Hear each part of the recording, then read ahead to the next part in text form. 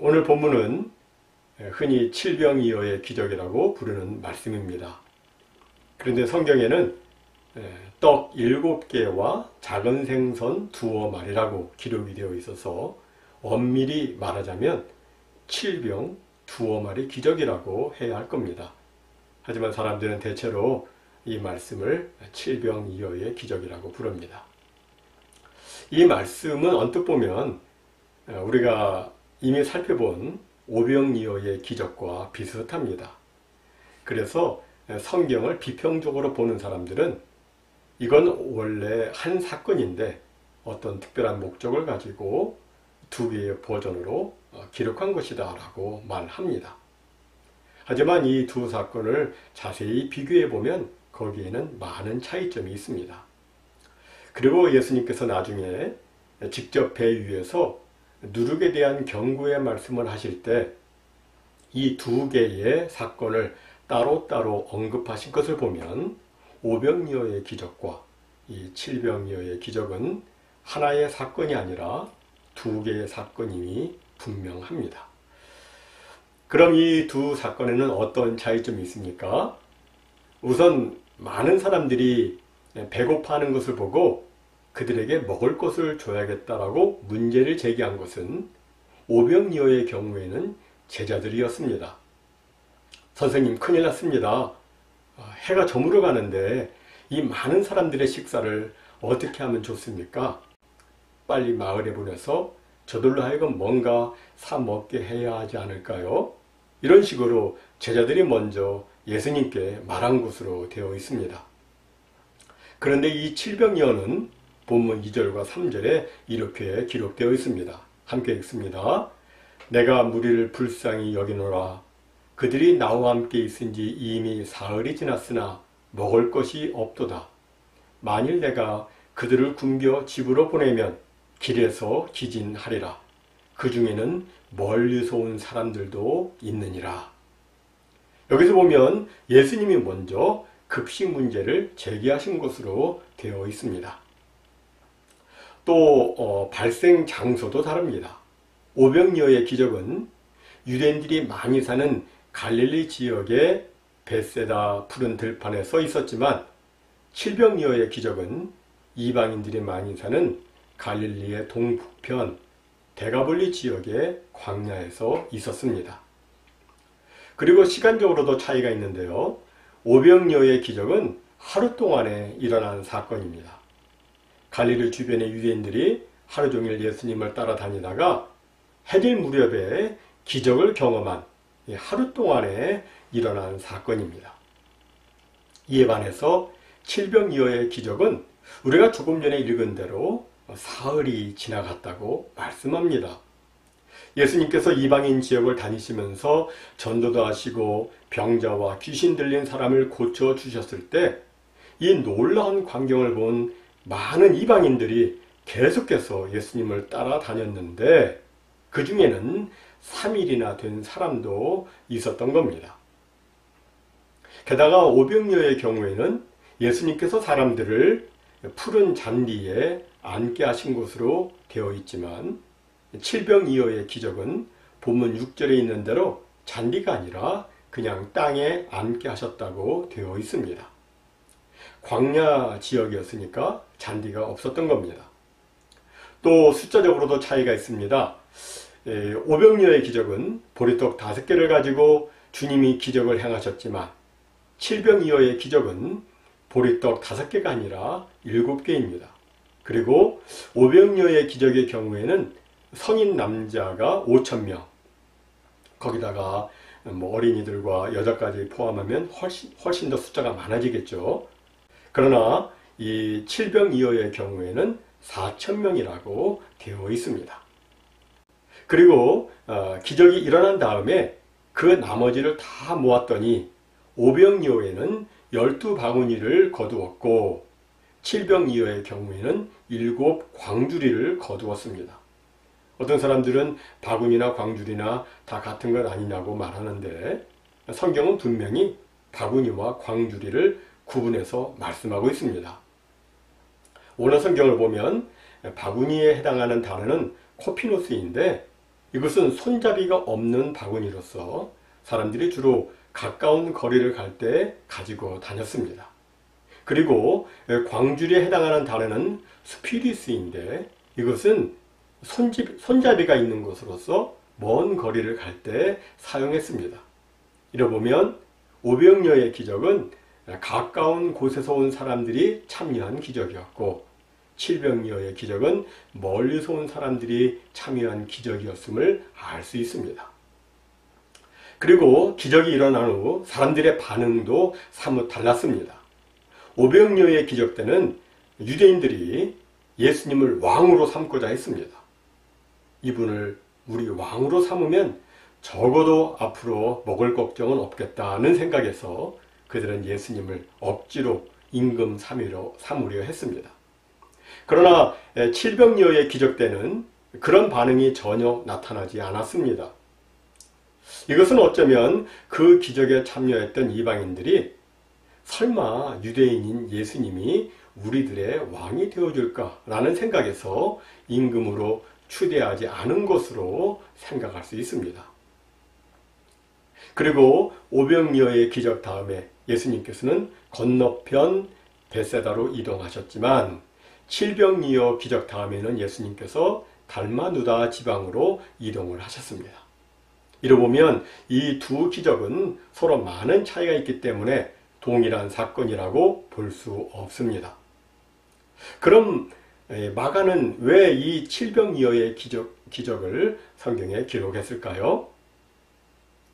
여러 자료를 종합해 보면 그것은 바로 이 칠병이어의 기적은 이방인 또한 하나님의 은혜로 구원받아 하나님 나라의 풍성한 잔치에 참여하게 된다는 것을 보여주기 위함인 겁니다. 우리가 이미 살펴본 대로 예수님께서는 이방인 지역을 다니시면서 복음도 전하시고 병자들과 귀신 들린 사람들을 고쳐주셨습니다. 그리고 이방인 지역에서의 마지막 사역으로 이 칠병이어의 기적을 행하셨는데 이것은 바로 이방인 또한 생명의 떡이신 예수 그리스도로 말미암아 천국의 풍성한 잔치에 참여하게 된다는 것을 예수님께서는 보여주셨던 겁니다. 특별히 오병이어의 기적에서 12바구니가 남은 것은 12바구니 바로 가까이 있는 이스라엘의 12지파를 위한 것이고 칠병이어의 기적에서 7광주리가 남은 것은 가나안 족속의 7족속을 포함해서 동서남북 멀리 떨어져 있는 모든 이방인들을 위한 것임을 볼 때 이 오병이어의 기적은 유대인들을 위한 천국 잔치의 모형이고 칠병이어의 기적은 이방인들을 위한 천국 잔치의 모형임을 우리는 알 수 있는 겁니다. 하지만 이 말씀은 이렇게 영적인 의미만 있는 것은 아닙니다. 이 말씀은 우리들의 삶과도 직접적으로 관계가 있습니다. 당시 이방인들은 길게는 예수님을 사흘이나 따라다녔습니다. 사흘이나 따라다녔으니 그들은 배가 너무 고팠습니다. 이때 예수님은 너희들 좋은 말씀 많이 들었으니까 믿음으로 배고픔을 견디라 이렇게 말씀하지 않으셨습니다. 오히려 예수님은 그들을 불쌍히 여기시고 그들을 위해서 기적을 베푸시는데 무슨 의미입니까? 예수님은 우리의 영적인 문제, 구원의 문제뿐만 아니라 우리의 육신의 문제, 삶의 문제에도 세심한 주의를 기울이신다는 겁니다. 예수님은 우리가 단순히 예수 믿어 영적으로만 구원받는 것을 원하시지 않으십니다. 예수님은 우리가 영원히 구원받아 영원히 잘됨 같이 범사에 잘되며 강건한 축복, 곧 영적인 축복을 포함해서 우리 주 예수 그리스도께서 강림하실 때까지 우리의 온 영과 혼과 몸이 평강 가운데 거하며 거룩하고 흠없이 보존되기를 원하십니다. 아멘. 정말 우리 주님은 우리의 영육이 강건하기를 원하십니다. 아멘. 그래서 예수님께서는 그 따라온 사람들에게 뭔가를 좀 먹여야겠다고 말씀하시는데 그때 제자들은 이렇게 말합니다. 이 광야 어디서 떡을 얻어 이 사람들로 배부르게 할 수 있으리까? 이 말은 매우 부정적인 말이죠. 하지만 한편으로 보면 이 말은 또 인간 상식으로 당연한 말이고 합리적인 말입니다. 광야에서는 떡을 구할 수가 없습니다. 뭐 가게도 없고 사람도 살지 않는 곳에서 어떻게 떡을 구할 수 있겠습니까? 그러나 하나님께서는 과거 구약 이스라엘 백성들에게 광야에서 40년 동안이나 만나를 내려주셔서 저들을 먹여주셨습니다. 또 예수님께서는 바로 얼마 전에 갈릴리 베사다 들판에서 오병이어로 수많은 사람들을 먹여주셨습니다. 그렇다면 제자들은 우리 사람은 할 수 없지만 하나님께서는 하실 수 있다는 믿음을 가져야 했습니다. 하지만 그들은 구약의 만나 이야기를 그저 지나간 먼 옛날 이야기로 생각했습니다. 그리고 예수님의 오병이어와 같은 기적은 다시는 경험할 수 없는 것으로 생각을 했습니다. 한마디로 그들은 하나님의 능력을 제안했고 그래서 부정적으로 말했던 겁니다. 그런데 가만 보면 오늘의 우리들도 하나님을 믿는다 하지만 자꾸 하나님의 능력을 제안하고 부정적으로 말하는 경향이 있습니다. 입술로는 예수님이 살아 역사하신다고 고백은 하지만 현실에서는 종종 믿음을 잃어버리고 자꾸 인간의 머리로 계산하고 자꾸 인간의 지식과 경험에 의지해서 살려 할 때가 있습니다. 마치 예수님의 제자들이 오병이어 기적 때는 돈이 없어서 안 된다고 하고 칠병이어 기적 때는 광야라서 안 된다고 했듯이 오늘날 사람들도 자꾸 이래서 안 되고 저래서 안 된다고 이렇게 말을 합니다. 저는 주님께서 이런 우리의 연약한 모습들을 다 벗겨주시기를 간절히 소원합니다. 나는 안 돼도 주님 바라보고 주님께서 역사해 주시기를 간구하며 기대하여 주님의 기적을 체험하는 우리 모두가 되기를 주님의 이름으로 축원합니다. 아멘. 제자들이 이렇게 부정적으로 대답하자 예수님께서 물으십니다. 너희에게 떡 몇 개가 있느냐? 이에 제자들이 대답합니다. 7입니다. 그러자 예수님께서는 무리를 명하여 땅에 앉게 하십니다. 그리고 떡 7개를 가지사 축사하시고 떼어 제자들에게 주어 나누게 하셨습니다.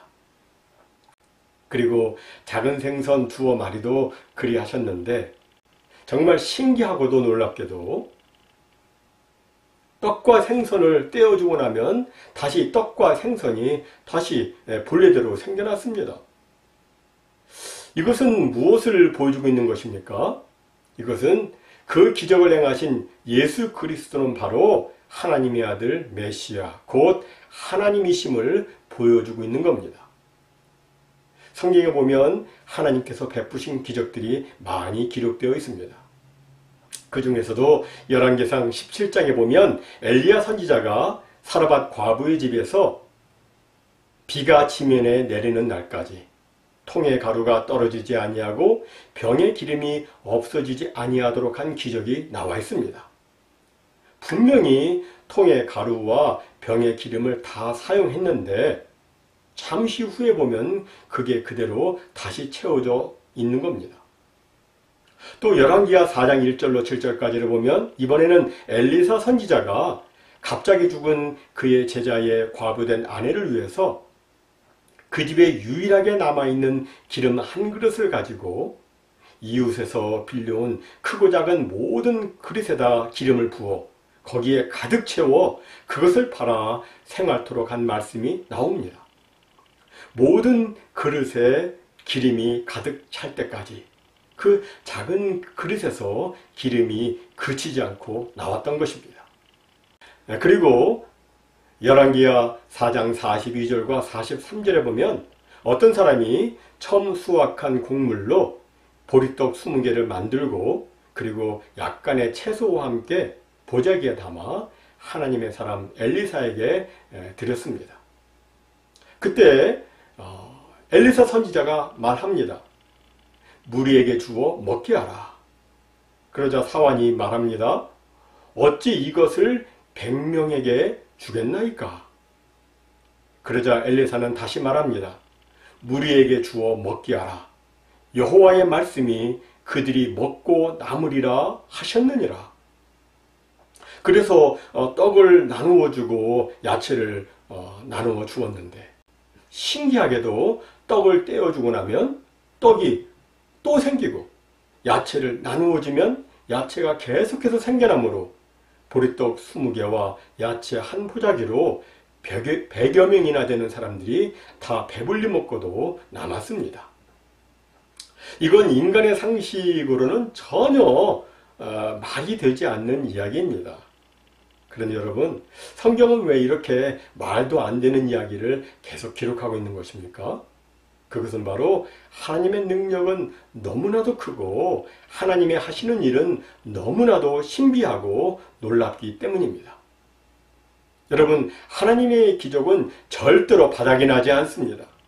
하나님의 기적은 나누어주고 나누어주고 또 나누어 주어도 다시 채워지는 풍성함이 있는 겁니다. 하나님 나라의 증식의 법칙은 나누어 줌으로써 얻는 것이고 베풀어 줌으로써 자꾸 많아지는 것입니다.